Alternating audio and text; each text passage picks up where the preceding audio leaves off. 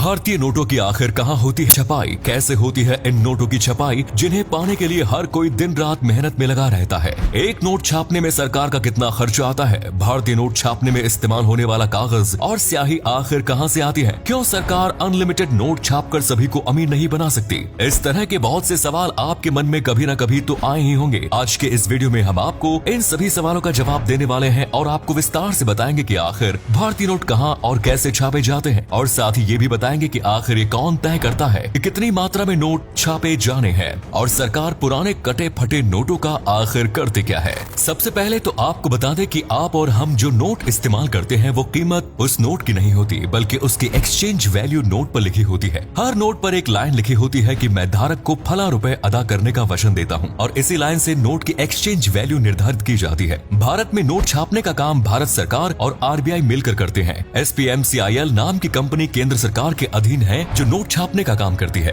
तो वहीं BRBNMPL नाम की कंपनी आरबीआई के अंतर्गत आती है। ये दोनों कंपनियां मिलकर पिछले कई सालों से नोट प्रिंटिंग का काम संभाल रहे हैं। भारत में कुल 4 जगह ऐसी है जहां नोटों की छपाई होती है। जहां भी नोट छापे जाते हैं वहां पर अच्छी खासी सुरक्षा तैनात की जाती है। किसी भी बाहरी शख्स को मील के अंदर जाने नहीं दिया जाता। महाराष्ट्र के नासिक, मध्य प्रदेश के देवास, तमिलनाडु के मैसूर और पश्चिम बंगाल के सालबोनी में फिलहाल करेंसी प्रिंटिंग प्रेस मौजूद है। सन 1926 में नासिक में पहली बार करेंसी प्रिंट करने की मील शुरुआत की गई। यहाँ पर आज 20 रुपए के नोट छापे जाते हैं। मध्य प्रदेश के देवास में प्रिंटिंग प्रेस की शुरुआत 1975 में की गई, जहां आज 10, 50 और 100 के नोट प्रिंट किए जाते हैं। सन 1999 में मैसूर में और साल 2000 में सालबोनी में भी प्रिंटिंग प्रेस की शुरुआत की थी। फिलहाल देवास में सबसे अधिक संख्या में नोट छापने का काम किया जाता है। भारत में जो नोट छापे जाते हैं उसका 80% पेपर विदेशों से इंपोर्ट किया जाता है। अमेरिका, स्वीडन, फ्रांस, जर्मनी और जापान जैसे देशों से भारत नोट छापने का पेपर आयात करता है। ये पेपर एक खास प्रकार के कॉटन से तैयार किया जाता है, जिसे बनाने की प्रक्रिया गुप्त रखी जाती है। वहीं नोट छापने के लिए कई प्रकार के इंक इस्तेमाल की जाती है। स्विट्जरलैंड की SICPA कंपनी से भारत नोट छापने की इंक खरीदती है। इसमें 3 इंक मुख्य रूप से शामिल होती है। पहली इंटाग्लियो, जिसकी मदद से गांधी जी की छपाई होती है।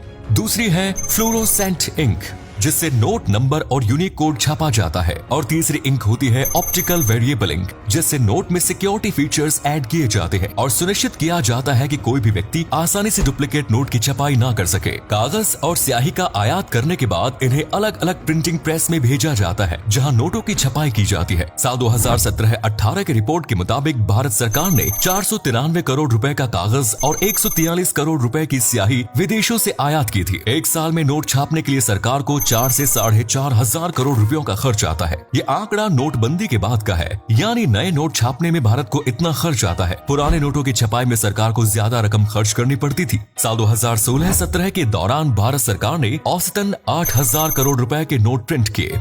2,000 रुपए का नोट छापने में सरकार को 3 रुपए 53 पैसे का खर्च आता है। 500 रुपए का नोट छापने में 2 रुपए 65 पैसे, 200 रुपए का एक नोट 2 रुपए 48 पैसे में और 100 रुपए का एक नोट 1 रुपए 51 पैसे में प्रिंट होता है। 50 रुपए के नोट के लिए सरकार को 1 रुपए 22 पैसे की राशि खर्च करनी पड़ती है, और 10 और 20 रुपए के नोट छापने में 1 रुपए के आसपास का औसतन शुल्क आता है। कई बार नोटों की क्वांटिटी के आधार पर इस रकम में थोड़ा बहुत उतार चढ़ाव होता रहता है। बात करें सिक्कों की तो मुंबई, कोलकाता, हैदराबाद और नोएडा में टकसाल मिल मौजूद है और यहाँ पर सिक्के बनाने का काम किया जाता है। सिक्कों के अलावा मेडल्स और विशेष अवसर पर जारी किए जाने वाले सिक्के भी इन्हीं टकसाल मिल में बनाए जाते हैं। एक सिक्के को देखकर बताया जा सकता है कि आखिर वो सिक्का कहाँ बना है। जैसे अगर सिक्के में रुपए के नीचे डायमंड का निशान बना है तो इसका मतलब है कि वो सिक्का हैदराबाद में बना है। वहीं डॉट के निशान वाला सिक्का नोएडा में बनता है। नोट और सिक्कों की छपाई होने के बाद उन्हें रिजर्व बैंक की अलग अलग ऑफिस में लाया जाता है। देश में कुल 19 RBI के ऑफिस मौजूद है, जो अहमदाबाद, बेंगलुरु, बेलापुर, भोपाल, भुवनेश्वर, चंडीगढ़, चेन्नई, गुवाहाटी, हैदराबाद, जयपुर, जम्मू, कानपुर, कोलकाता, लखनऊ, मुंबई, नागपुर, नई दिल्ली, पटना और तिरुवनंतपुरम में स्थित है।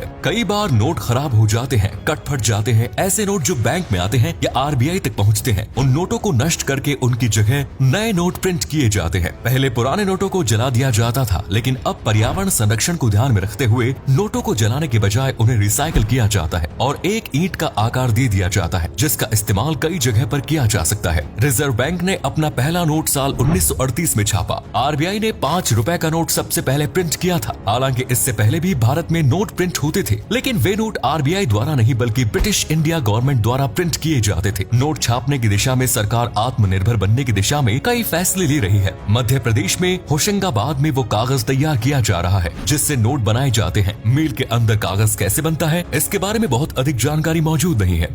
सुरक्षा कारण को मद्देनजर रखते हुए इस तरह की जानकारी गुप्त रखी जाती है। वहीं कुछ समय पहले आरबीआई गवर्नर शक्तिकांत दास ने मैसूर में वर्णिका नाम के एक कंपनी का उद्घाटन किया। ये कंपनी भारतीय मुद्रा के लिए इंक बनाने का काम करेगी। एक साल में 1500 टन स्याही का निर्माण यहाँ पर किया जाएगा। इसके अलावा सिक्किम में भी भारतीय नोट बनाने में इस्तेमाल किए जाने वाले इंक बनाने का काम किया जाता है। हमारे देश में नोट कितनी संख्या में प्रिंट होंगे, इसका फैसला सरकार और सेंट्रल बैंक मिलकर करते हैं। वैसे तो सेंट्रल बैंक को ही इसकी जिम्मेदारी सौंप दी जाती है। नोट प्रिंट करते समय आरबीआई के पास 200 करोड़ रुपयों का रिजर्व मौजूद होना चाहिए। एक देश में नोट छापने के कुछ नियम होते हैं। देश की जीडीपी, ग्रोथ रेट और रिजर्व फंड के अनुसार नोट छापे जाते हैं। आसान शब्दों में समझाएं तो देश में गुड्स एंड सर्विसेज के कुल मूल्य के बराबर नोट प्रिंट किए जा सकते हैं। आपके मन में एक सवाल कभी ना कभी आया होगा कि जब सरकार के पास नोट छापने की मशीन है तो सरकार बहुत सारा पैसा छापकर देश से गरीबी दूर क्यों नहीं कर देती?